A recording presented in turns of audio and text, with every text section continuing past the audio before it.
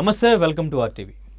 Social media మొత్తం కూడా ఇప్పుడు ఫోక్ సింగర్స్కి సంబంధించి జరిగిన విషయం ఏదైతే ఉందో ఆ వివాదం గురించి అంతా మాట్లాడుతున్నారు. బికాజ్ ఆఫ్ వాళ్ళు వీడియో తీసి పబ్లిక్లో పెట్టారు కాబట్టి, తర్వాత వాళ్ళు పబ్లిక్గా మీడియా ముందుకు వచ్చి మాట్లాడారు కాబట్టి దీని గురించి అందరూ కూడా మాట్లాడుతున్నారు. ఎస్పెషల్లీ విక్టిమ్ అమ్మాయి అయితే ఎవరున్నారో తన వైపు నుంచి కొంతమంది స్టాండ్ తీసుకుని మాట్లాడుతున్నారు. ఈరోజు మన స్టూడియోలో బంజారా సంఘం నాయకులు దేవానాయక్ అండ్ ఇంకా బాణావత్ రవికుమార్ నాయక్ మన స్టూడియోలో ఉన్నారు. అసలు వాళ్ళు ఏం మాట్లాడాలనుకుంటున్నారు, ఎందుకు అమ్మాయి వైపు స్టాండ్ తీసుకుని మాట్లాడాలనుకుంటున్నారు, అసలు ఏం జరిగింది, ఇదంతా కూడా క్లియర్గా మాట్లాడదాం. నమస్తే అండి. నమస్తే. ఫస్ట్ ఆఫ్ ఆల్ రవినాయక్ గారు చెప్పండి. మీది ఒక వీడియో చూశాను నేను. అక్కడ ఏం జరిగింది, వాళ్ళు వీడియో తీసుకున్న తర్వాత నెక్స్ట్ ఏం జరిగింది, ఇదంతా కూడా ఎక్స్ప్లెయిన్ చేస్తూ మీరు ఒక వీడియో పెట్టారు.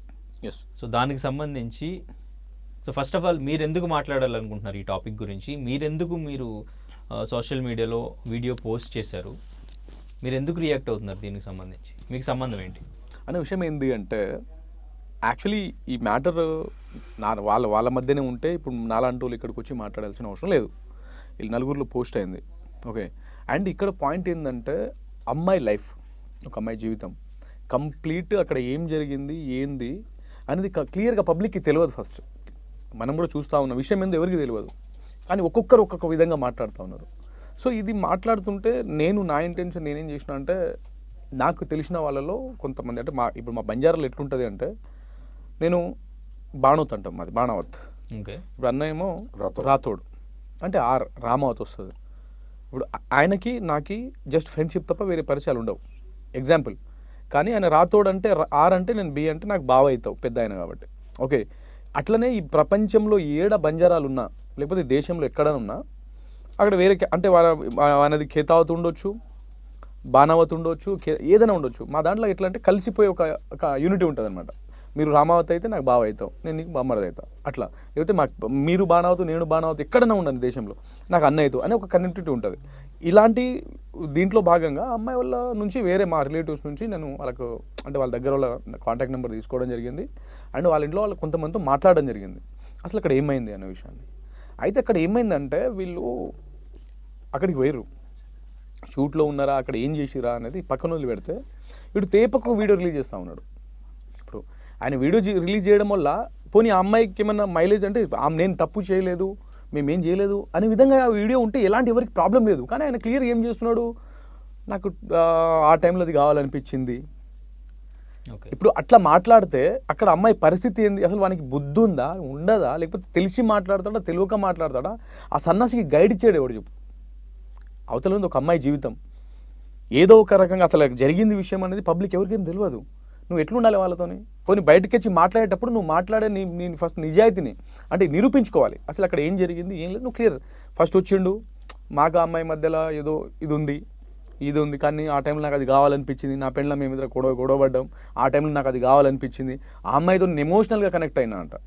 అసలు ఎమోషన్ కనెక్టివిటీ అంటే ఏంది, ఫస్ట్ పబ్లిక్ అది రివ్యూ ఇవ్వాలి కదా. నువ్వు ఎమోషనల్గా నువ్వు అని కనెక్ట్ అయినావు ఎక్సెట్రా ఏదో నువ్వు అన్నావు, పబ్లిక్ దానికి అసలు ఎమోషనల్ కనెక్టివిటీ అంటే ఏంది, కనెక్ట్ అయినా అంతకు ఏదో మాట్లాడతాడు.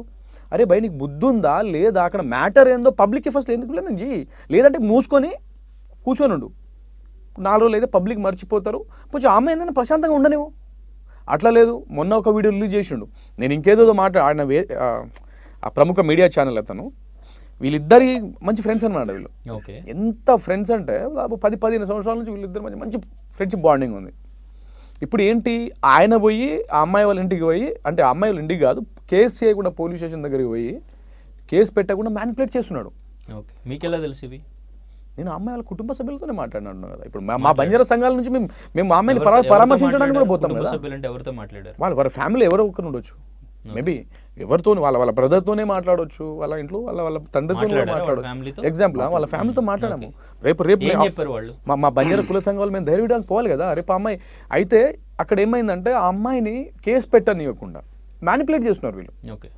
ఎట్లా మ్యానిపులేట్ చేస్తున్నారంటే, ఇక ఈయన చెప్పాను కదా ప్రముఖ యూట్యూబర్, ఇప్పుడు ఆయన పేరు ఇక్కడ తీసుకోవాలో లేదో నాకు తెలియదు, క్లియర్గా చెప్తున్నా. నేను ఆల్మోస్ట్ నా ఇన్స్టాగ్రామ్ ఐడియాలో నేను పోస్ట్ చేసిన, దానికి thumbnail కూడా పెట్టినా, ఆయన నా దగ్గర వచ్చినప్పుడు మాట్లాడదామని నేను. Okay. సో ఈ వీడియో చూసిన వాళ్ళు అది అర్థం చేసుకుంటారు.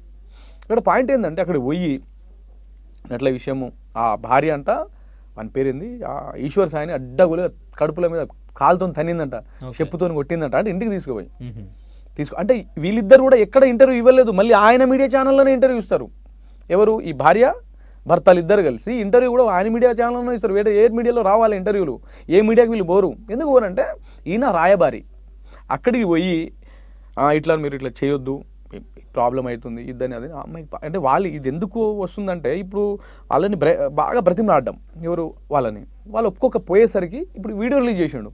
అంటే నేను ఎమోషనల్గా వీడియో రిలీజ్ చేస్తే పాపం అమ్మాయి ఏమన్నా కరుణించి నా కేసులు వెనక తీసుకుంటుందేమో అని ఒక ఇంటెన్షన్ మంది.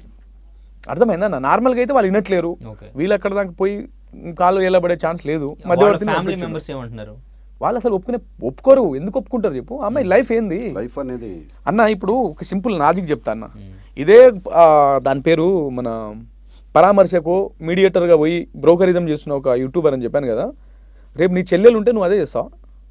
ఎగ్జాంపుల్ ఇక్కడ పాయింట్ ఏంది? అమ్మాయి అన్యాయమైంది. ఫ్యామిలీ ఏం చేయాలనుకుంటున్నారు? వాళ్ళు లీగల్గా ప్రొడ్యూస్ అవుతారన్న. వాళ్ళు ఏంటంటే లీగల్గా ఎలా చేయాలో వాళ్ళు చేసుకుంటున్నారు, వాళ్ళు చేసుకుంటూ పోతున్నారు. అమ్మాయి మీడియా ముందు కూడా రాదు. అవసరం ఏంది? ఈడొక సన్నాసి, వీనికి గైడ్ ఇచ్చేది ఎవడో కావాలని మీడికి ఒక రేపకు ఒక న్యూస్, యూట్యూబర్లకు ఒక కంటెంట్, పబ్లిసిటీకి ఒక బ్రేకింగ్ న్యూస్, అంతకుమించి ఆడ ఏం లేదు. దానివల్ల ఏమైనా యూజ్ వస్తున్నట్టు లేదు. అది కూడా ఆయన చేయడానికి రీజన్ ఏంటంటే అమ్మాయిలు ఒప్పుకోలే. అక్కడ దాకా వెళ్ళాలి, అక్కడ దాకా వెళ్ళిర్రు. వెళ్ళిన తర్వాత అది ఏమైందంటే అమ్మాయిలు ఒప్పుకోలేదు, మేము చెయ్యం, పక్కా మేము లీగల్ త్రూ వెళ్తాం. ఏం కోరుకుంటున్నారు వాళ్ళు? వాళ్ళకి ఏం లేదు, అసలు ఆడ జరిగింది ఏంది పూర్తి ఇన్వెస్టిగేషన్ కావాలి. అక్కడ వాస్తవంగా చెప్పాలంటే ఆడ జరిగింది వేరు, కానీ వీళ్ళు మ్యానిపులేట్ చేసింది వేరు. 6 లక్షల రూపాయలు ఈ అమ్మాయి ఏదో బిజినెస్ నిమిత్తం వాళ్ళ భార్య కూడా చెప్పింది మొన్న. అయితే నేను దీనికంటే ముందు ఒక విషయం ఎక్స్ప్లెయిన్ చేయాలి. అయితే ఈయన అక్కడికి పోయిండంట, ఎవరైతే యూట్యూబర్ పోయి వదిలేయండి ఎట్లా బాధపడుతున్నాడు, వాళ్ళ భార్య తన్నది, చెప్పుతో కొట్టింది, రూమ్లో వేసి ఎడాపెడా తన్నారు, వాళ్ళ మామ వాళ్ళు వచ్చి కొట్టిర్రు, ఇంట్లో నుంచి పారిపోయిండు, ఎక్కడో స్టాండింగ్లో ఉన్నాడు మనోడు. అంటే ఆయన గురించి మొత్తం ఎమోషనల్ బ్లాక్మెయిల్. వాళ్ళ ఇంటికి వెళ్ళి వాళ్ళ పోలీస్ స్టేషన్ దగ్గరికి వెళ్ళి మీరు కేసు తీసి పెట్టొద్దు, ఎందుకంటే వాళ్ళ భార్యని బాగా ప్రొటెక్ట్ చేసుకోవాలి కదా, వాళ్ళ కుటుంబ సభ్యుల్ని. ఇప్పుడు అక్కడ వెళ్ళింది ఆ ప్రశాంత ఏదో అమ్మాయి పిలిపించింది, పేరు గుర్తుందా? ఆ వీడియో తీయడానికి పోయిన కెమెరా అమ్మాయి, కెమెరా ఉమెన్ ప్రశాంత్ పేరు పిలిచింది. ఆయన ఇప్పుడు ఆ వీడియో తీసింది ఎవరో కాదు, ఎవరైతే ఈశ్వర్ సాయి భార్య ఉంది చూడు, ఆ అమ్మాయి ముందుకు పోతే వాళ్ళ సొంత చెల్లెలే అక్కనే ఈమె వీడియో తీసిందమ్మా. సో ఆమె పేరు శరణ్య, అయితే ఈమె పేరు సంధ్య. ఈ వీడియో తీసిన ఆమె పేరు సంధ్య. విశాల్, ఆ విశాల్ ఆ సంధ్య వాళ్ళ భర్త. ఇప్పుడు ఈయన మాట్లాడతాడు, విశాల్ ఎవరో నాకు తెలియదు, ఆయన సడ్డ కూడా ఆయన, కానీ నాకు తెలియదు అంటాడు ఈయన. అంటే ఆ వీడియోలో క్లియర్ కట్గా ఆయన మొత్తం అబద్ధాలు ఆడుతున్నట్టు తెలుస్తుంది. అయితే ఇక్కడ ఏంటంటే ఆడికి పోయి బ్రతిమలాడుతుంటే వాడు చెప్పిండంట, ఇక వాళ్ళు బయట అప్స్టాండింగ్లో ఉన్నాడు, దయచేసి నువ్వు కరెంట్ నుంచి కేసు పెట్టొద్దు, ఏదైనా ఉంటే మాట్లాడదాం అన్నట్టు మ్యానిపులేట్ చేసిండు. వాళ్ళు ఒప్పుకోకపోయేసరికి సరే ఇప్పుడు నా మెసేజ్ అమ్మాయి దాకా వెళ్ళాలంటే నేనేం చేయాలి, ఇట్లాంటి ఒక్కొక్క వీడియోలు రిలీజ్ చేస్తే అమ్మాయి దాకా వెళ్తుందేమో అని వీళ్ళు ఏం చేసినంటే ఫస్ట్ ఆ అమ్మాయిల వాళ్ళ భార్యతో వీళ్ళు ఇంటర్వ్యూ తీసుకున్నారు.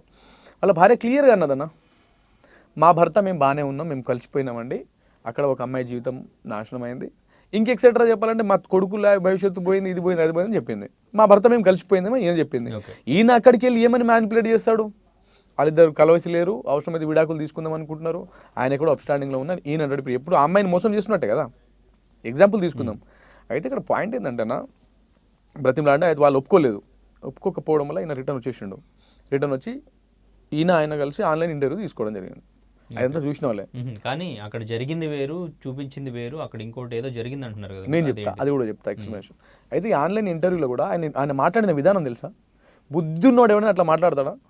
ఈ రోజు కూడా ఒక వీడియో పెట్టారు, అదే ఈ రోజు కూడా ఒక, నేను అదే చెప్తున్నా, బుద్ధున్నోడు కూడా మాట అంటే నేను ఎమోషనల్గా కనెక్ట్ అయినా, మేము ఆ టైంలో మాకు అది కావాలనిపించింది.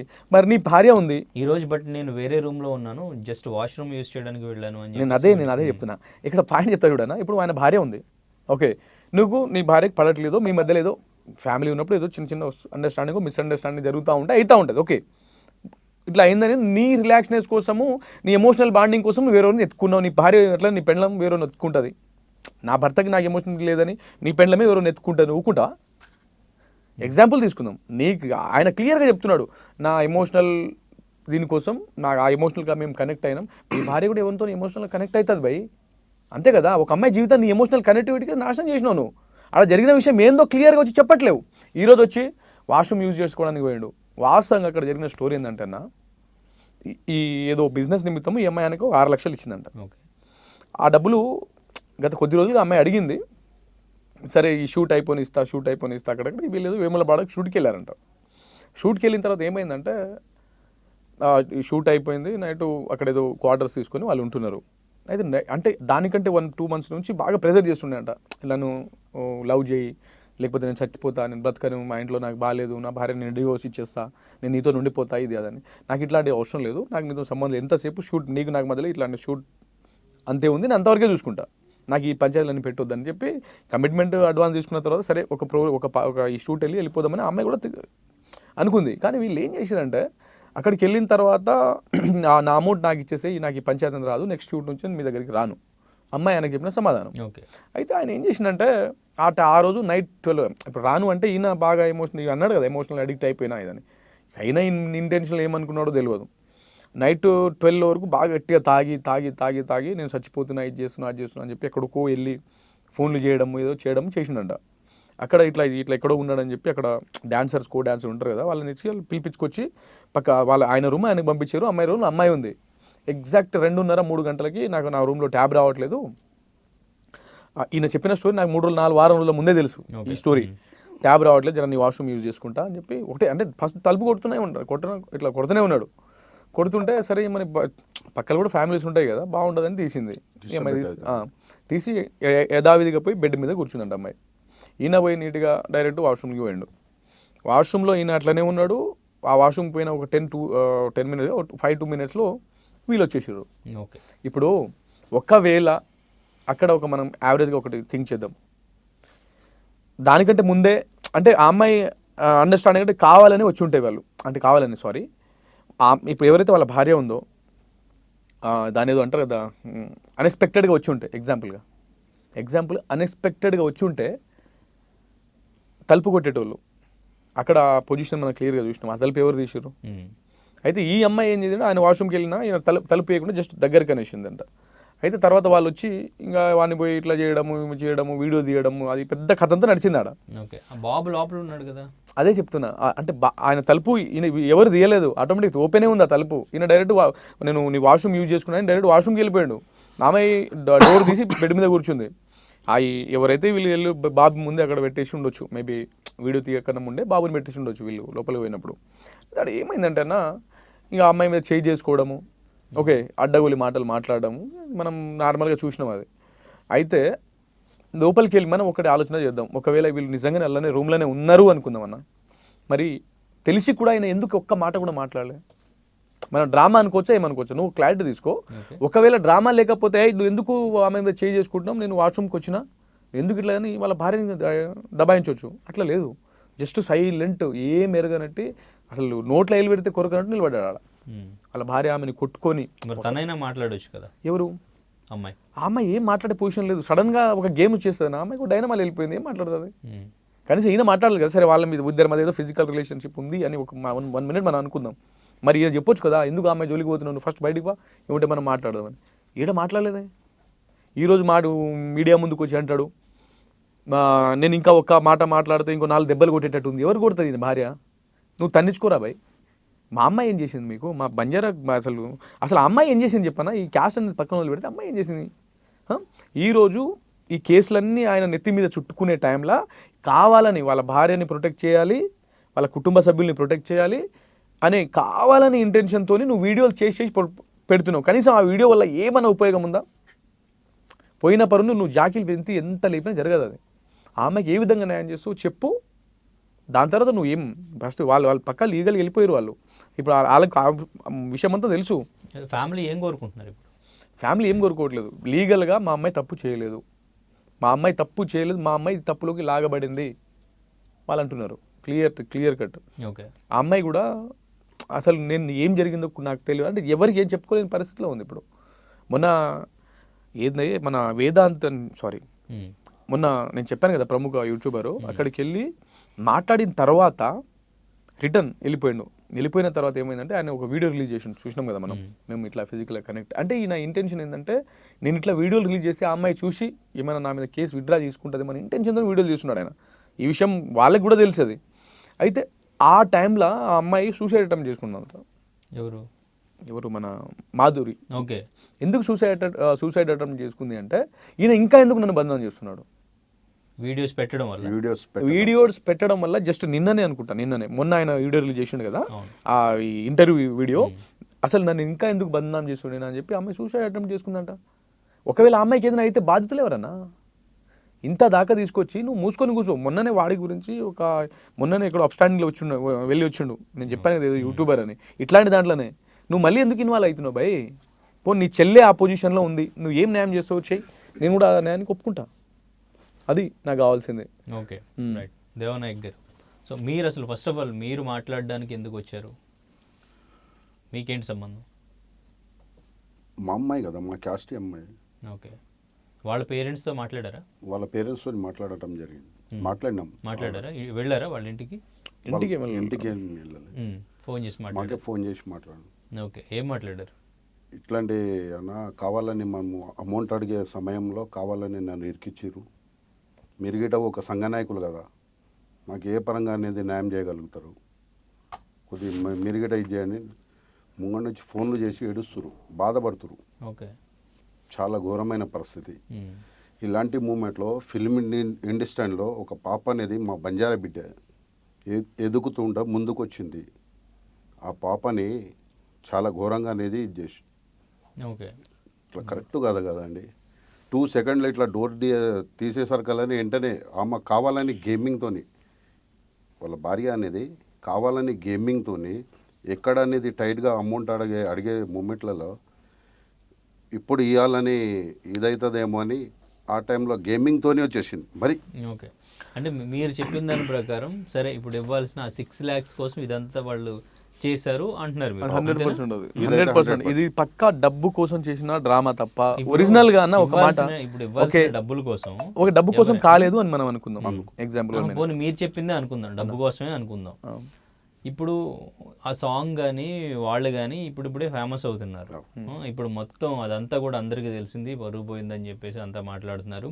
సో నెక్స్ట్ ఇంకా ఇండస్ట్రీలో సర్వైవ్ అవడం కూడా కష్టమే అనేది అంటున్నారు. ఛాన్సెస్ అన్నీ పోయినాయి, ఇదంతా మాట్లాడుతున్నారు. అటు అమ్మాయి విషయంలో కానీ అబ్బాయి విషయంలో కానీ ఫినాన్షియల్గా వాళ్ళు స్ట్రగుల్ అవ్వాల్సిన సిచ్యువేషన్ వస్తుంది. ఇంకా ఫినాన్షియల్గా కానీ లేదంటే ఈ ఇండస్ట్రీలో కానీ వాళ్ళు ముందుకు వెళ్ళడం కష్టం. లైఫ్ అంటే ఒక 6 lakhs ఇవ్వడం కోసం వీళ్ళ పర్సనల్ లైఫ్ మొత్తం కూడా స్పాయిల్ చేసుకుంటారా? ఇలా ప్లాన్ చేస్తారా? అది ఇంతవరకు వెళ్తుందని వానికి ఫస్ట్ ఆ విషయం తెలియదు. ఇప్పుడు ఆయన ఉన్న దీనికి, అమ్మాయి ఉన్న క్రేజ్కి మేబీ వీడియో సోషల్ మీడియాలో పెట్టకుండా నార్మల్గానే చేస్తారేమో అనుకున్నారేమో మేబీ. ఇప్పుడు వాళ్ళ అలా అలా అలా అనుకోకపోతే మీరు అన్నట్టే అన్ఎక్స్పెక్టెడ్గానే జరిగింది అనుకుందాం. సోషల్ మీడియాలో పోస్ట్ చేసిన అవసరం ఏముంది? అందరికీ తెలియాలి కదా అని చెప్పి ఎట్లా తెలుస్తుంది? ఏం తెలుస్తుంది? దానివల్ల వాళ్ళ కుటుంబానికి ఏమైనా ఆర్థికమైన లాభాలు వస్తాయి? పోనీ అమ్మాయి వాళ్ళ కుటుంబానికి ఏమైనా వస్తాయి? ఇప్పుడు కుటుంబానికి ఏమైనా వస్తాయి? నా హస్బెండ్ నన్ను ఎలా మోసం చేస్తున్నాడు అనేది ఒక ఎవిడెన్స్ అనేది చూపించాలి అని అనుకుంది తను. తను ఏం చెప్పి మేము పోస్ట్ చేయాలనుకోలే, ఎవిడెన్స్ మా దగ్గర ఉంచుకోవాలనుకున్నాం. బట్ మా సిస్టర్ పోస్ట్ చేస్తారు అని చెప్పేసి చెప్పారు. సో మేమైతే ఎవిడెన్స్ రికార్డ్ చేయాలనుకున్నాం. మాకు తర్వాత మళ్ళీ ప్రూఫ్ లేకపోతే వాళ్ళు అదే వీడియోలో అక్కడ వీడియో లైవ్ పెట్టు, నువ్వు లైవ్ పెట్టు అని చెప్పి వాళ్ళ భార్యనే అన్నది కదా. ఇప్పుడు రియలైజేషన్ అంటారు దాన్ని. ఫస్ట్ చేసిన దానికి రియాక్షన్, ఇప్పుడు రియలైజేషన్. ఇప్పుడు దానికి సంబంధించిన కర్మ. మోసపోయాను అనే ఆవేశంలో ఏదైనా చేయొచ్చు ఆ టైంలో. ఎవరు ఆమె మోసపోతే ఇంటెన్షన్ తో అడుగుతున్న ఆ ఇంటెన్షన్ గానీ అది మీకు తను కావాలని చేసినట్టు అనిపించిందా? నాకు క్లారిటీ చెప్తా. ఆ ఇంటెన్షన్ కాకుండా పోనీ కావాలని చేయలేదు, ఒకవేళ వాళ్ళిద్దరు అదే ప్రొఫెషన్ లో ఉన్నారు అనుకుందాం అన్న, అదే మాట అనుకుందాం. ఓకే, ఆ రూమ్ కి డోర్ ఉంటది కదా, దాన్ని ఎవరు తీసినట్టు? ఆయన బాత్రూమ్ లో ఉండలేదు కదా, దానికి సమాధానం తను కూడా చెప్పట్లేదు. అదే ఇప్పుడు దానికి సమాధానం చెప్తే ఇదంతా క్లారిటీ వస్తుంది. ఆ డోర్ ఎవరు తీసిరు? పోనీ ఒకవేళ ఇది కావాలని చేయలేదు, డోర్ అయితే లాక్కుంటది కదా, దాన్ని ఎవరు తీయాల్సి వస్తుంది? ఎవరు తీసిండు? నువ్వు తీసేమైనా బాత్రూమ్కి పోయినా పెండ్లం కొడుతుందని చెప్పు మరి. ఓకే, ఇప్పుడు పెండ్లాంతో భయపడి నన్ను కొడుతుందేమని ఉరికిపోయినా ఆ బాత్రూమ్ డోర్ తీసి ఓకే. అంటే అది కూడా వదిలేద్దాం. ఆ అమ్మాయి మీద చేయి చేసుకుంటుంది వాళ్ళ భార్య. వీళ్ళిద్దరి మధ్య ఈయన చెప్పింది కదా ఎమోషనల్ బాండింగ్ అని. అట్లాంటి ఎమోషనల్ బాండింగ్ ఒకవేళ ఉంటే మరి ఆ అమ్మాయిని ప్రొటెక్ట్ చేయాలి కదా నేను. ఒకవేళ డ్రామా ప్లే చేస్తున్నాడు కాబట్టి ప్రొటెక్ట్ చేయలేదు. ఒకవేళ డ్రామా నేను నిజంగా అది డ్రామా కాదు అనుకుంటే ఖచ్చితంగా వీళ్ళిద్దరి మధ్య మంచి ఎమోషనల్ బాండింగ్తోనే మేమిద్దరం ఇట్లా ఉన్నాం అట్లా ఉన్నాం. నిన్న కూడా సోషల్ మీడియాలో పోస్ట్ చేసినావు కదా భయ్. అలాంటి ఎమోషనల్ బాండింగ్తోనే అమ్మాయి ఎందుకు ప్రొటెక్ట్ చేయలేదని అడుగుతున్నా. చేయాలి కదా.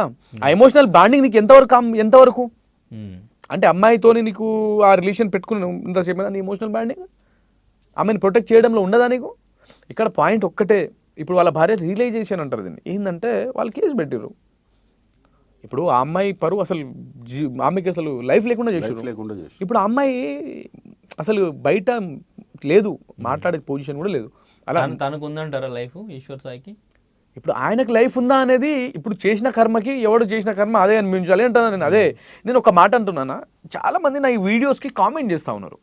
మీ ఛానల్ త్రూ క్లారిటీ ఇస్తాం. ఆ కామెంట్ ఏంటంటే వాళ్ళిద్దరికి పెళ్లి చేస్తే సాల్వ్ అవుతుంది ప్రాబ్లం. ఓకే ఇదే ఈశ్వర్ సాయి.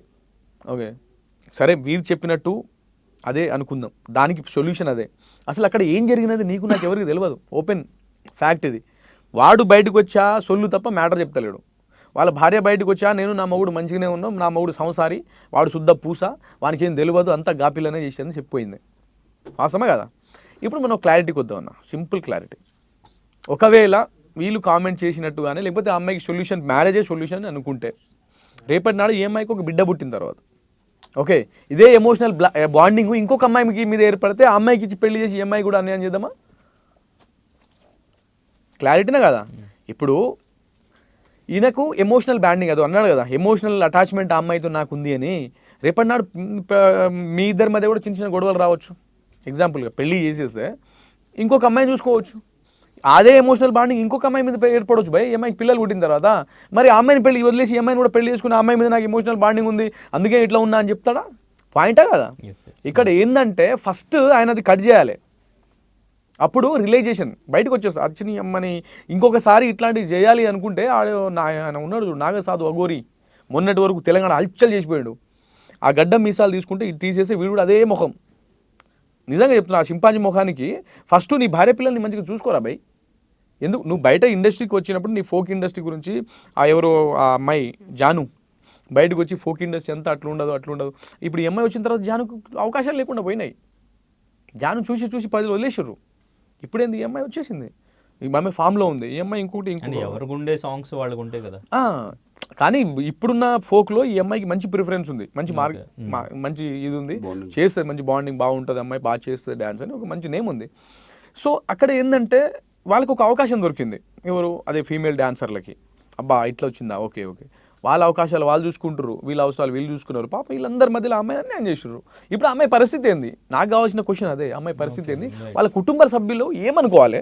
వాళ్ళు ఎంత బాధపడి ఉంటారన్న. వాళ్ళకు ఒక అన్న తమ్ముళ్ళు ఉంటారు, వాళ్ళకి అక్క చెల్లెలు ఉంటారు, పెళ్లి కావాల్సిన ఇళ్ళు వాళ్ళ. ఇప్పుడు అమ్మాయి మా దాంట్లో ఎట్లుంటుందంటే చాలా అదేదో పరువుగా చూస్తారనమాట. ఏ విషయమైనా సరే వాళ్ళ అక్క చెల్లెలు ఎట్లా ఫీల్ అవ్వాలి, రేపు వాళ్ళ ఇంట్లో వేరే పెళ్లి కావాల్సిన అమ్మాయిలకు కూడా ఎట్లుంటుంది ఒకసారి ఆలోచన చేయండి. సో ఈయనకు చేయడం వల్ల కంప్లీట్ ఆ కుటుంబానికి సూసైడ్ చేసుకుని చచ్చిపోయే టైం వచ్చిందనమాట. ఇది ఎంతవరకు కరెక్ట్? ఓకే నువ్వు ఆ అమ్మాయికి ఆ అమ్మాయి వచ్చి నీ దగ్గర బాబు నాకు న్యాయం చేయి బాబు అని చెప్పి అడగట్లే, వాళ్ళ తల్లిదండ్రులు వచ్చి కూడా అడగట్లే. నువ్వు ఎవరిని రాయబారానికి పంపకు, నా ఇంటెన్షన్ అది. నేను ఇక్కడ రావడానికి రీజన్ కూడా అదే. నువ్వు ఎవరికి రాయబారానికి పంప, ఏ సోడిగాడు ఏ పీగుడు గాడు వచ్చి అక్కడ నువ్వు న్యాయం చేస్తే లేకపోతే ఎవరైనా నువ్వు రాయబారానికి పంపిస్తే ఒప్పుకునే పొజిషన్లో ఎవరు లేరు. వాళ్ళకి కావాల్సింది లీగల్గానే అది చూసుకుంటారు. నువ్వు తేపకు ఒకసారి ఒక వీడియో రిలీజ్ చేసి అంటే ఆయన ఇంటెన్షన్ ఒక్కటే, అమ్మాయి ఈ వీడియో చూడాలి, ఆ అమ్మాయి ఏమైనా ఎమోషనల్గా కనెక్ట్ అవుతుందేమో, మళ్ళీ ఏమైనా కేసు విత్డ్రా చేసుకుంటుందేమో, నా వాయిస్ నేను వీడు చెప్పుకోలేడు, బయట చెప్పిస్తే వాడు దగ్గర రానిస్తలేరు. ఇట్లనైనా నా విషయం ఏందో వాళ్ళకి చెప్పాలనే ఇంటెన్షన్తో వీడియో చేస్తున్నాడు వాడు, అంతే ఈ మ్యాటర్. రైట్. సో మీరంటే వాళ్ళ పేరెంట్స్తో మాట్లాడాలని అన్నారు కదా, ఏ విధంగా న్యాయం అనేది మీరు చేస్తానని చెప్పారు, వాళ్ళు ఎటువంటి న్యాయం కావాలని కోరుకుంటున్నారు? వాళ్ళు ఫస్ట్ ఫర్దర్ అయితే మా పిల్ల అనేది చాలా ఇప్పుడు ఏం మాట్లాడలేకపోతుంది, సూసైడ్ చేసుకోవడానికి కూడా సిద్ధంగా అయింది. ఫస్ట్ ఏం చేయాలనేది మా గిట ఎంఐఎం ఏం తోస్తలేదు అనే విధంగా ఈడు గిట కావాలని కొన్ని మేము ఈ బాండింగ్ ఉంది అది అని కొన్ని రీల్స్ గిట చేసి వైరల్గా చేస్తుంది. సో మరి మీరు ఏ విధంగా న్యాయం చేద్దాం అనుకుంటున్నారు? ఏ విధంగానే అన్న ఒక మాట చెప్తా. అండ్ మీరు చెప్పండి, ఏ విధంగా న్యాయం జరుగుతుంది ఇప్పుడు వాళ్ళకి కానీ వాళ్ళ ఫ్యామిలీకి కానీ? అన్న ఒక మాట చెప్తాడు, న్యాయం అనేది దాన్ని న్యాయ వ్యవస్థలకు అప్రోచ్ అయ్యారు వాళ్ళు చూసుకుంటారు. వాళ్ళకి ఎలాంటి శిక్ష వేయాలి, ఇది ఈ అమ్మాయికి పరిష్కారం ఏంది. ఇప్పుడు ఒకవేళ పబ్లిక్ అనుకుంటున్న న్యాయం చేస్తే వాళ్ళ భార్య అన్యాయం అవుతుంది. ఇప్పుడు ఈ విషయంలో ఎవరు నేను చేయని పొజిషన్లో ఉన్నాయి. కానీ ఆ అమ్మాయి ఏంటంటే నేను చేయని తప్పుకి నేను 10 మందిలో నేను ఎందుకు పరువు పోగొట్టుకోవాలి. ఆ అమ్మాయి ఇంటెన్షన్, నేను ఏం చేయలేదు, అక్కడ జరిగింది వేరు, బయట పోర్ట్రేట్ అయింది వేరు. ఈ సన్నాస మీరు మీడియా ముందుకు వచ్చి మా ఇద్దరి మధ్య ఎమోషనల్ ఇంకా అమ్మాయిని ఎమోషనల్గా బ్లాక్మెయిల్ చేస్తున్నాడు. అర్థమైందా? ఆయన మాట్లాడే మాటల్లో పబ్లిక్ ఏమనుకుంటారు, మీరైనా చూసుంటారు కదా వీడియోలు. ఆయన మాట్లాడే మాటల్లో ఓకే అక్కడ వేట ఏదైనా జరిగి ఉండొచ్చు. ఎగ్జాంపుల్ తీసుకుందాం, మీడియా ముందుకు నీకు బుద్ధి జ్ఞానం ఉన్నాడు ఎట్లా మాట్లాడాలి, నువ్వు మాట్లాడే విధానం 10 మంది చూస్తారు. నువ్వు బయట పబ్లిసిటీ చేస్తున్నప్పుడు నువ్వు మాట్లాడే విధానంలో కూడా హుందాతనం అనేది ఉండాలి.